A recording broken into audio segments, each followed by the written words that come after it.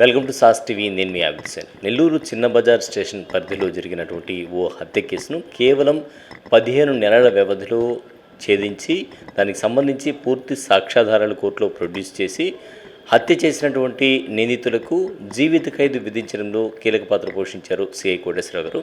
అసలు ఈ హత్య ఎలా జరిగింది, కేసు వివరాలు ఆయన అడిగి తెలుసుకుందాం.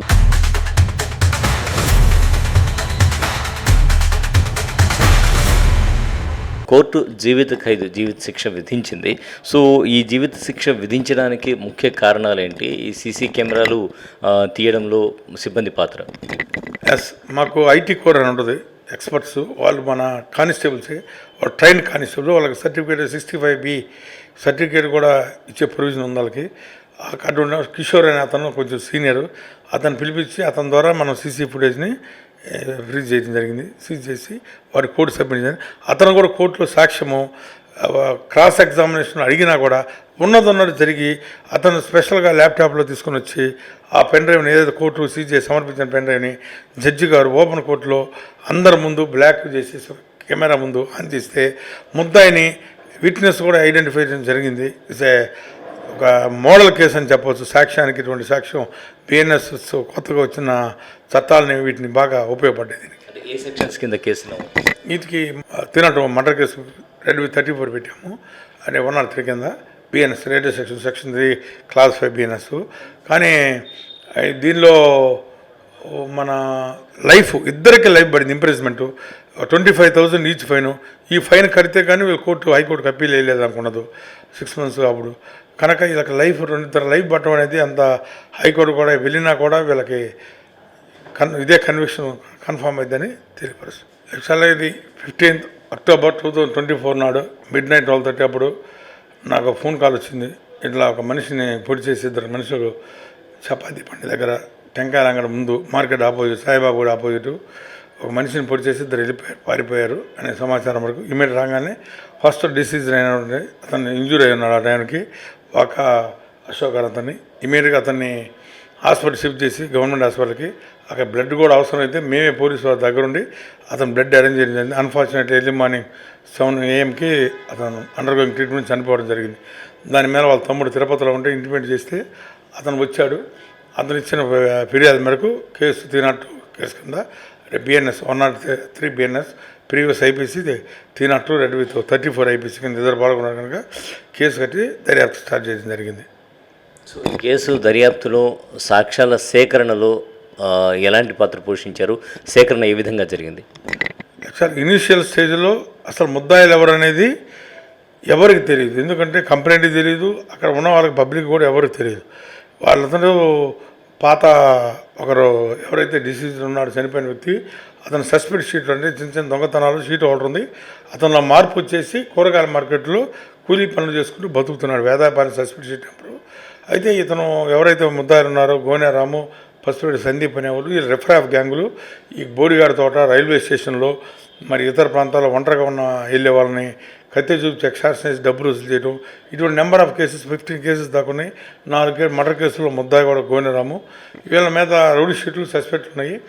వీళ్ళు వచ్చేసి చంపారు. అసలు అంటే ముద్దాయి వివరాలు ఎవరు తెలియదు. కానీ ఇన్వెస్టిగేషన్ స్టార్ట్ చేసిన తర్వాత ఫస్ట్ మేమేం చేసామంటే సీసీ కెమెరా వెరిఫై చేసాం. ఆ నియరెస్ట్ సరౌండింగ్స్ ఎన్నైతే సీసీ కెమెరా ఉన్నాయో అన్ని సీసీ ఫుటేజ్ తీసుకున్నాం. ఎక్కడైతే మర్డర్ జరిగిందో ఆ షాప్కే సీసీ కెమెరా ఉంది లక్కీలీ.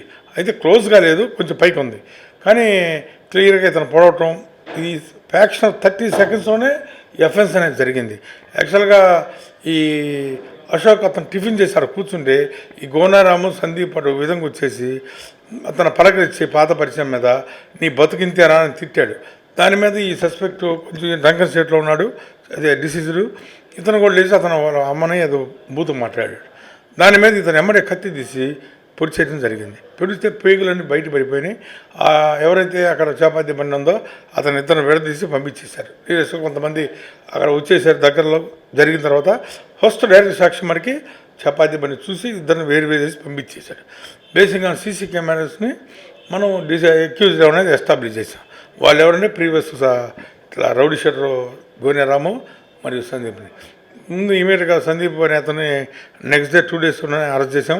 గోనెరాముకి మమ్మల్ని అరెస్ట్ చేయడానికి 1 మంత్ పట్టింది ఈజీగా, 1.5 మంత్. ఎందుకంటే స్టాటిక్ ఇక్కడ ఉండకుండా బోడిగాడ తోట ఆ ప్రాంతాల్లో చిన్న చిన్న పిల్లలందరినీ కూడా అలవాటు చేయటం ఈ వీటికి బ్యాడ్ హ్యాబిట్స్కి. అతను ఒంగోలు పరిసర ప్రాంతాల్లో ఒక అమ్మాయిని, సింగరాకొండ పాకల గ్రామాన్ని ఒక అమ్మాయిని లక్ష్యం చేసుకొని అక్కడ 5 పిల్లలు ఉన్న 4 పిల్లలను తల్లిని చేసుకొని ఇంకొక 5వ పిల్లోడికి తండ్రి అయ్యాడు.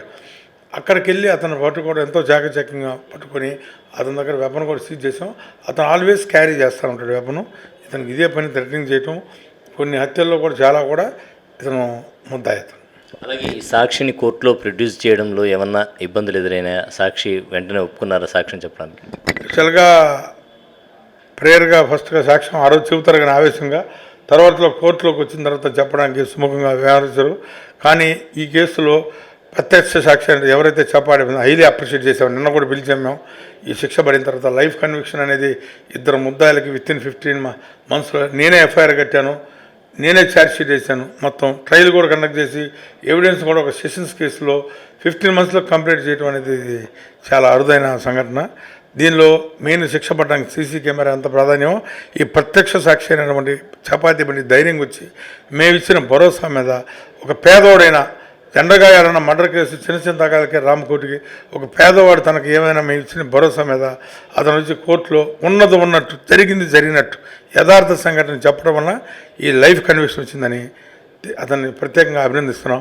ప్రజలకు ఇది తెలుసుకోవాలి. ఒక పేదవాడు ఈ విధంగా వచ్చేసి ఈ విధంగా సాక్షి నేరస్తుని ఎట్లా కంట్రోల్ చేయొచ్చు అనేది ఒక మార్గదర్శకంగా అతను తీసుకోవాలని కోరుకుంటున్నాను. సో భవిష్యత్తులో కూడా నేరాల నియంత్రణకు ఈ సీసీ కెమెరాలు కానీ కొత్త టెక్నాలజీ కానీ ఉపయోగపడుతుంది అంటారు?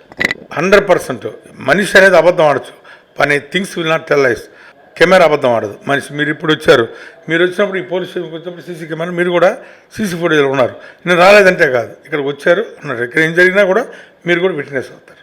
Okay sir. అలాగే యువతకు అంటే క్షణికావేశంలో కావచ్చు, చిన్న మీరు అన్నట్టు గంజా ఇటువంటి వాటికి బానిసవుతున్నారు. దీని నియంత్రణకు ఎలాంటి చర్యలు చేపడుతున్నారు? అలాగే మన చిన్న బజార్ పిఎస్ఆర్ పరిధిలో మీరు తీసుకుంటున్న చర్యలు?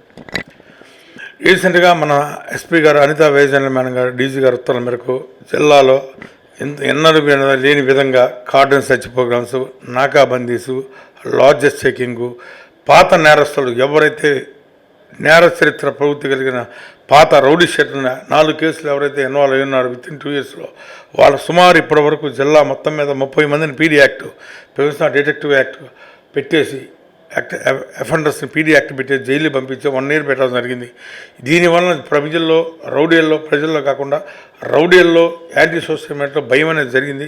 ఇవన్నీ ప్రివెంటివ్ స్టెప్స్. ఇది పీడీ యాక్ట్ కానీ, నాకాబందీ కానీ, కార్డన్ సెర్చ్, అనుమానంగా గంజాయి మీద టీములు పెట్టడం, ఇన్ఫర్మేషన్ సిస్టము, సోషల్ మీడియాను కూడా బాగా ఇట్లో జరుగుతుంది. కానీ ఒక్కోసారి సోషల్ మీడియా కూడా డ్యామేజ్ అయ్యడానికి కూడా అవకాశం ఉంది. కానీ మేము మాకు ఉపయోగ పాయింట్ని అన్నిటి తీసుకొని ఈ నేరాలన్నీ కంట్రోల్ కావడానికి మా ఎస్పీ గారు అన్ని కోణాల్లో ప్రివెంటివ్ స్టెప్స్ మటుకు తీసుకున్నాం.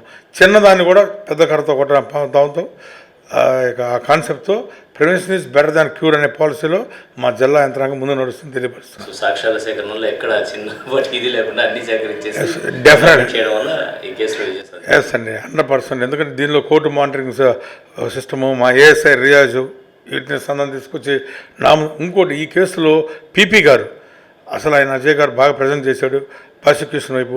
అదేవిధంగా ప్రత్యేక ధన్యవాదాలు. ఇటువంటి జడ్జెస్ మనకు ఉంటే ఎంత సమాజం ఎంత బాగుపడేది. It's an example case. ఆయన ఎంత ఓపికగా ఎక్కడ అంటే చట్ట ప్రకారమే ఏదైతే ఉందో లీగల్ ప్రొవిజన్స్ ఉన్నాయో దాని ప్రకారమే శిక్ష చేయడం జరిగింది.